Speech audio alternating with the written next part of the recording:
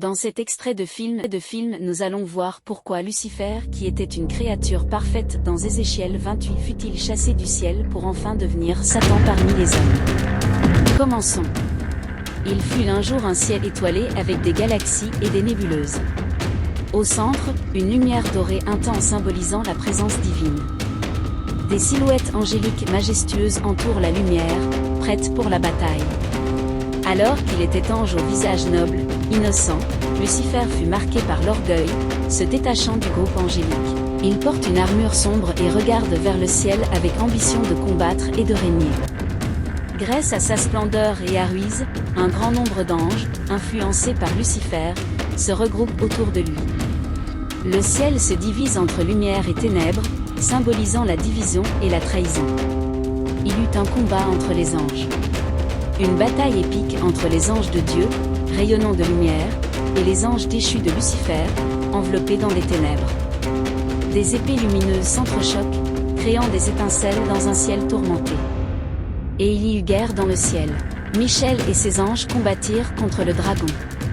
Et le dragon et ses anges combattirent, mais ils ne furent pas les plus forts, et leur place ne fut plus trouvée dans le ciel. Lucifer, désormais vaincu, il fut précipité, le grand dragon, le serpent ancien, appelé le diable et Satan, celui qui séduit toute la terre, il fut précipité sur la terre, et ses anges furent précipités avec lui du ciel. Son expression est un mélange de rage et de désespoir. Les cieux s'ouvrent, et une lumière éclatante l'entoure alors qu'il tombe. Alors les partisans de Lucifer, désormais déchus, tombent avec lui.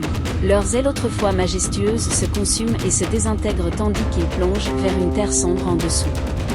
C'est ainsi que le ciel retrouve sa lumière divine. Les anges fidèles se regroupent autour du trône de Dieu, chantant des hymnes de louange. Une paix profonde envahit la scène. Et j'entendis dans le ciel une voix forte qui disait : Maintenant le salut est arrivé, et la puissance et le règne de notre Dieu. Et l'autorité de son Christ, car il a été précipité, l'accusateur de nos frères.